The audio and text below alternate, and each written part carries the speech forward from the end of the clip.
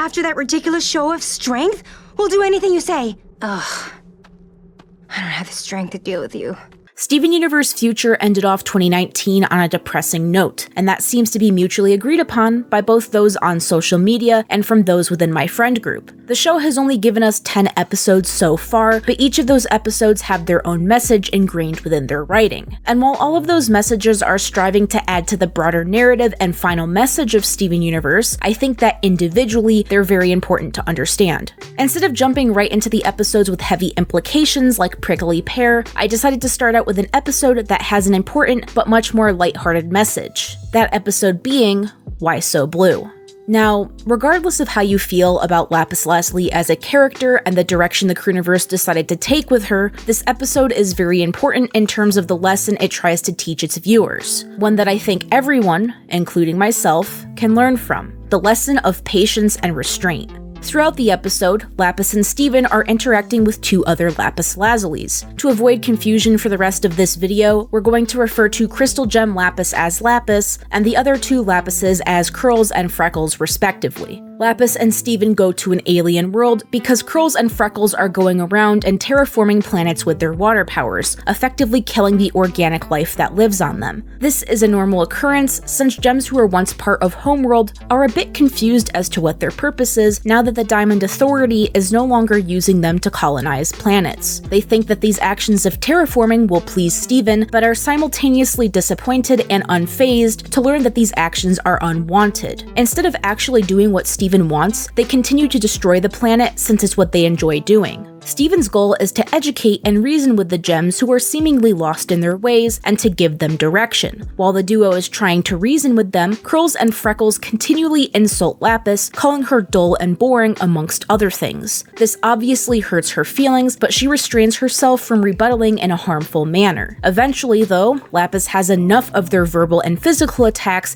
and she fights back. She uses her power to essentially scare them into submission, which then in return also gets them to agree to stop terraforming. This gets Lapis and Steven the results they want, but not in the way they want them. This also doesn't fully solve the problem. She then explains that her physical show of strength and loss of her temper wasn't strength, it was weakness. While yes, Lapis being able to easily overpower them with her abilities is a show of just how physically powerful she is, her loss of her temper was not a show of strength. Restraint and patience is where true strength is. To better explain what this episode is trying to teach, let's go over a regular everyday occurrence. You're in an argument with someone who's close to you, possibly a family member. That person is really going after you and they're saying a lot of hurtful things. In anger, you cave and say something hurtful back to them. Maybe you bring up something bad that they did in the past and apologized for years and years ago. Maybe you took a cheap shot and picked at one of their insecurities if it supported your argument. The person goes silent and no longer engages in the argument with you and they leave you alone. Since in arguments the first person to go silent is seen as the loser, you think that you've won. Does this make you right? Does this make you powerful? Does this make you the winner? Not really, no. You hurt the person into being quiet rather than actually settling or solving the problem. Both people are still upset about what caused the argument, and their feelings likely haven't changed on it. The only thing that has changed is the approach. They'll just avoid or ignore the problem until it festers and becomes much worse because they know that whenever they argue with you about it, that they'll end up hurt. That, or this argument, will be a reoccurring theme that continually happens time and time again because it hasn't actually been resolved. Whenever you're arguing, it's less about the problem itself and more about winning by any means necessary. It becomes less about solving a problem and more about who can win by being the most hurtful and who can get who to be quiet quicker. Either way, there's no winners in this situation, only losers. Think about it. How many of you avoid talking about certain subjects or problems that need to be talked about simply because it always gets to the point where personal attacks are being made? How many times have you made one of those attacks and thought, this is the perfect comeback? Coming up with quick, cheap shots that hurt people into being quiet is easy. What isn't easy is stopping yourself from saying them and actually focusing on the problem that the argument was about in the first place. Just because the person you are arguing with has hurt you doesn't mean that you should hurt them back. The saying an eye for an eye and and the world goes blind is very applicable in this situation. Being hurtful back isn't going to solve the problem or win you the argument. It's only going to make things worse for you and for the other person. Sure, it might shut them up, but realistically, if the problem hasn't been solved, that's not really a good outcome. True strength is being able to win an argument without insults or without hurting the other person back. Getting the other person to see your point of view and admit their own fault is how you truly win an argument. You don't need to stoop to as low a level as the person arguing with you has. It's very easy to say,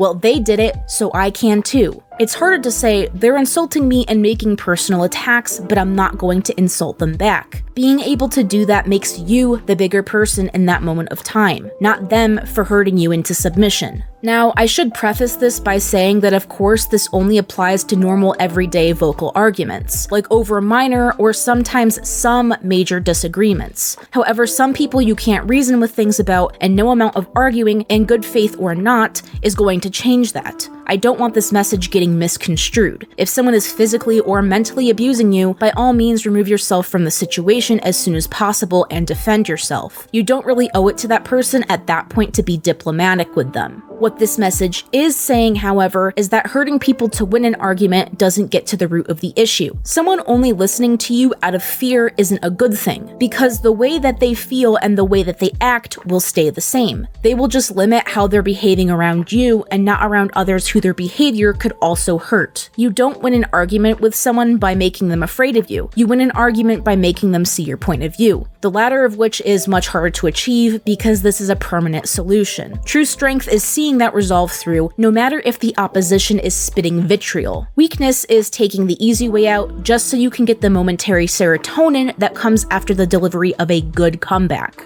And if you don't have the patience or strength to deal with that person or argument anymore, it's always okay to admit that to yourself and walk away or disengage, at least until you've calmed down and can deal with it with a clear mind. Or maybe just remove yourself from that equation permanently if you can't handle it, which is also a valid conclusion to come to. True strength comes in admitting when you cannot handle something rather than forcing yourself to go through with it. You aren't weak for needing to take a break or back down from something. In the digital era where everything is anonymous and talking to people is now easier and more accessible than ever, this message is more applicable than ever. So the next time you see or receive a mean comment, instead of commenting back with a witty or personalized comeback that's meant to shut the person up, what you should do is just ignore it. I know that that's easier said than done, and I know that sometimes it's very hard to resist, especially if you've already thought of a good comeback to hit the person with. But in reality, you're giving into temptation that has no positive outcome. Just a brief moment of satisfaction that won't last for more than a day or two. You and your followers may have a good laugh over what you said in response, and that will be it. In reality, no one really leaves that situation better off than how they started. And trust me, this really isn't an easy thing to do. I myself have fallen prey to giving a snarky reply back to one or two comments that I felt were incredibly stupid or needlessly mean-spirited. But I do try my hardest to restrain myself from doing that. And just like with Lapis in regards to the curls and freckles situation, they judged her without actually knowing her, throwing insults at her and refusing to understand her. The same thing is applicable to online interactions. Strangers online don't actually know you personally, so within reason, their opinion of you really shouldn't matter. Only you, or the people who know you personally, know what type of person you are. Not some stranger who's judging your entire person based off of one comment or piece of content that they've seen from you.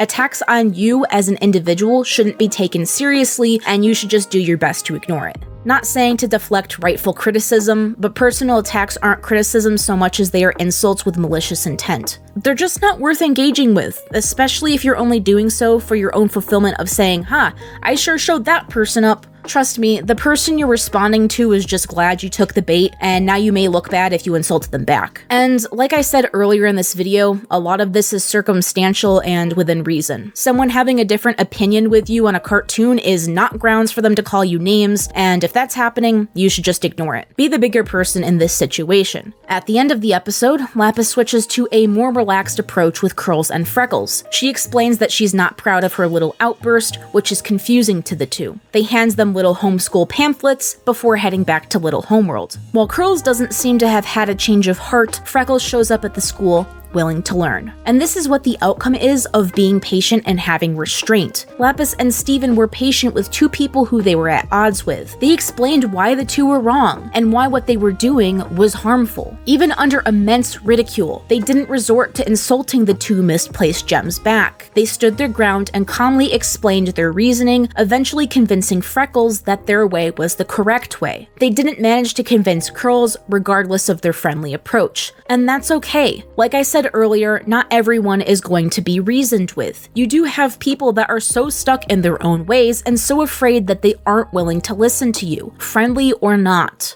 However, they did manage to turn Freckles to their side. Not only will she now be having a happier life, but so will the aliens whose planet she was destroying. So will the crystal gems and Steven, since she's one less gem that they need to worry about fighting. While sometimes fighting and war is inevitable, compassion and empathy will always be what creates the best outcome for everyone. A lot of anger and aggression in the world is based off of fear. If you take away that fear, you get rid of a lot of violence and pain. Not feeding into that aggression is a good first step, though it isn't always avoidable. And I think that Curls is symbolism for those who cannot be reasoned with. It's likely that she's going to crop up again as a problem, and that Steven and Lapis yet again will have to intervene. This time, but with no choice but to fight. But it can't be said that peaceful resolution wasn't attempted at first. But at the end of the day, I think that the message of this episode is pretty clear. Insults and personal attacks are easier to resort to for a temporary and quick solution. But true strength comes in patience and restraint. It also leads to a more permanent and healthier solution where more people are safer, better educated, and happier. It may be difficult to do this in the face of fear and hatred, but fighting fire with fire only makes the flames more dangerous. And with all that said, I'm going to end off today's video. If you'd like to see more videos like this in the future, why not subscribe and hit that bell icon to see when I upload. Special thank you to my top tier patrons: Ambrose Rothwood, Brandon Nunes, Lee Taylor, Zachary Ansley, and Ken J. Weddington. Because of people like them, I can continue to make content like this. And I hope to see you all in the next video.